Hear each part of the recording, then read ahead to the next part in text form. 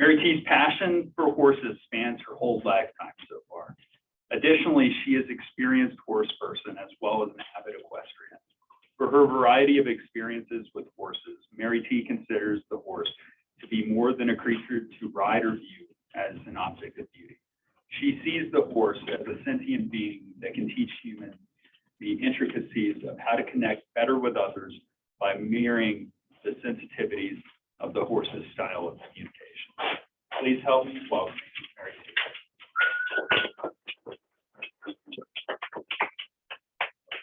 Thank you. Jonas, I got your name right.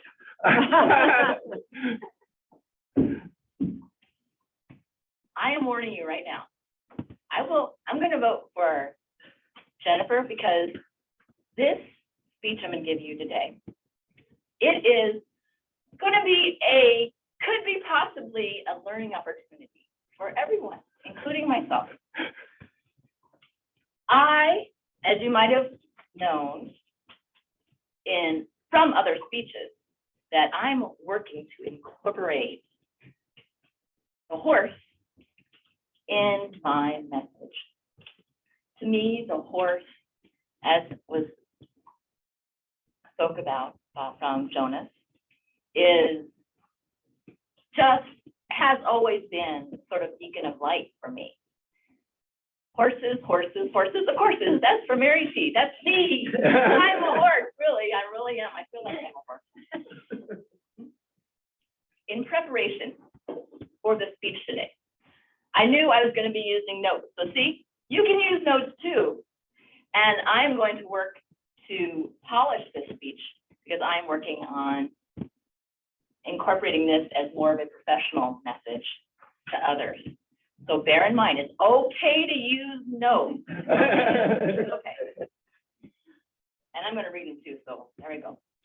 And I have my lovely assistant, Bruce, here. When it's time, actually, if you'd like to go ahead and put that first, well, no, I won't, yeah, let's I'll wait. I'll let you know when I'm ready.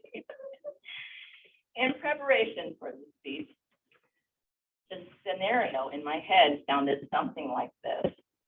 I'm excited to again partner and incorporate the horse in presenting the style of communication called sensitive communication. So I have so much to share about the horse. They have helped me to treat other people with sensitivity in my life through my communication. In this talk today, I'll only share a few highlights of how sensitive communication can help you become better in connecting with others. Stay tuned for more tips later. Sensitive communication is to be more inclusive in your connections with others, professionally as well as personally. More specifically, sensitive communication is a style of communication that raises a person's value rather than diminishes it. From my experience, it greatly increases the likelihood of a positive result or response from others.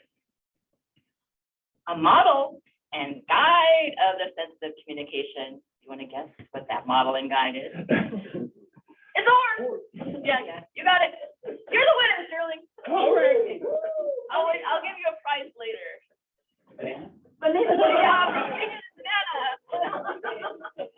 Thanks, Amy. Now you can go ahead and show that first slide. Oh.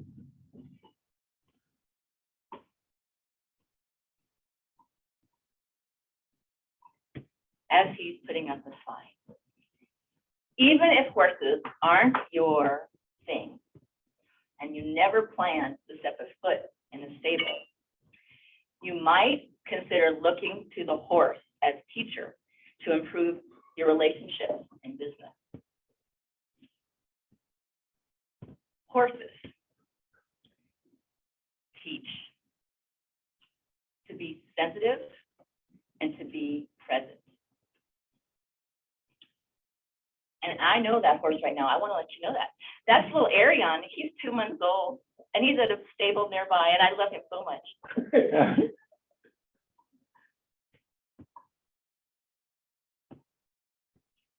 Horses teach, as I told you before, to be sensitive and to be present in the moment. I'm fortunate in that I am able to go to a friend's stable up to 3 times a week. I'd be there my whole entire life, but I have other people in my life that I love and I want to be with them too. And I like Toastmasters, so I will come out of the stable. Each time I spend time with the horses, feeding, cleaning, and grooming them, I learn from them. One of the most important lessons I learn from a horse each time is to be present in the here and now and always remain alert. One time I was showing another person how to feed all the horses at the stable. There's about 27 there. So as you might imagine, it's pretty intense when it comes to feeding. So I was showing this other person about feeding the horses in this one paddock. I was so focused on working with her that I forgot about the gate. And guess what happens when you leave the gate open? Well, JJ the buckskin, he got out.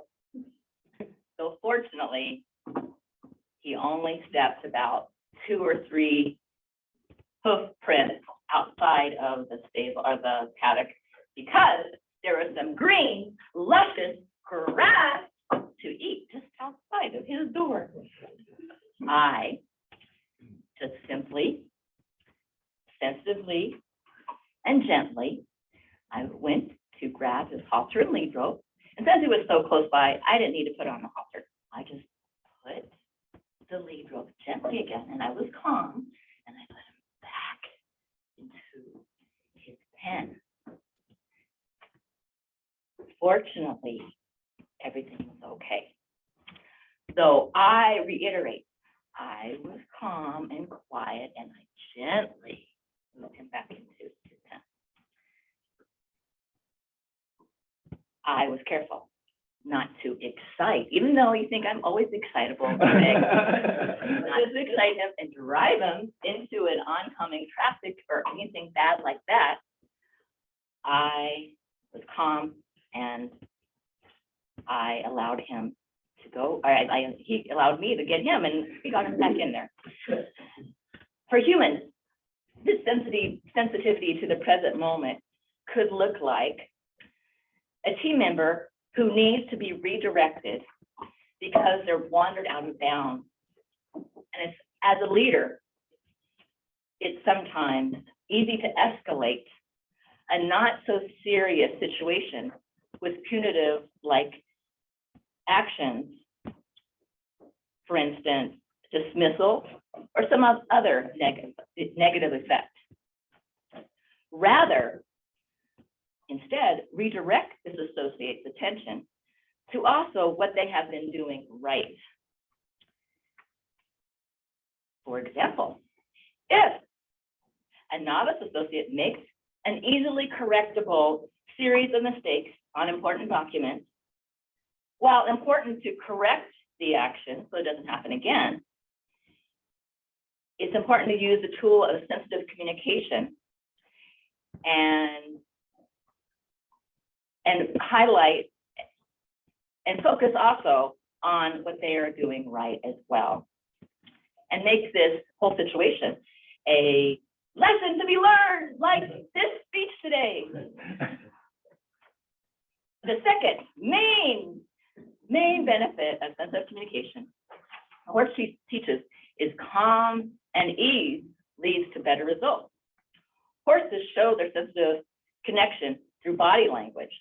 Whenever I storm into a paddock because I wanted to ride or take the horse out to go get grass or whatever I want to do, usually I get negative results. And I get body language as the ears and back, or I could get a swift kick, somewhere on my body. What the horse reminds me when I'm like that is to step back, take a pause, and use diaphragmatic breathing. At this point, I want to focus on this tool of diaphragmatic breathing. I'm going to engage all of you in this lovely type of breathing, which some of you may already be aware of because you do yoga or meditation or whatever you do. So please stand, everyone, if you'd like to. Okay, I will go to the side here so I can give you an idea. When you diaphragmatic breathe, what you do, when you breathe in, you push out your belly. And then when you breathe out, you retract your belly. Right again, when you breathe in, you push out your belly. When you breathe out, you retract your belly. Okay, thank you, everyone. Hopefully, when you've done that, I know I feel like more relaxed already. And see, actually, the horse does that relaxation. And you're also just being immersed by that genuine feeling between you and the horse. And that makes all the difference. And that can make all the difference in your communication, with this sensitive communication, with both your professional relationships as well as your personal relationships.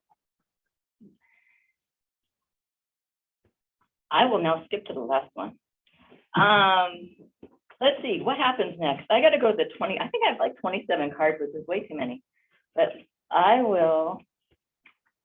guess it doesn't matter how many cards, just as long as I can read them. But see, I want to be just a lesson for everyone. See, I'm standing as a lesson. Okay, we did the practice already. And okay, I can do this. I encourage all of you to incorporate sensitive communication in your connections with others if you want to make an impact in your life and with others' life, which is the most important. Stay tuned for the next scenario of horses with MaryT.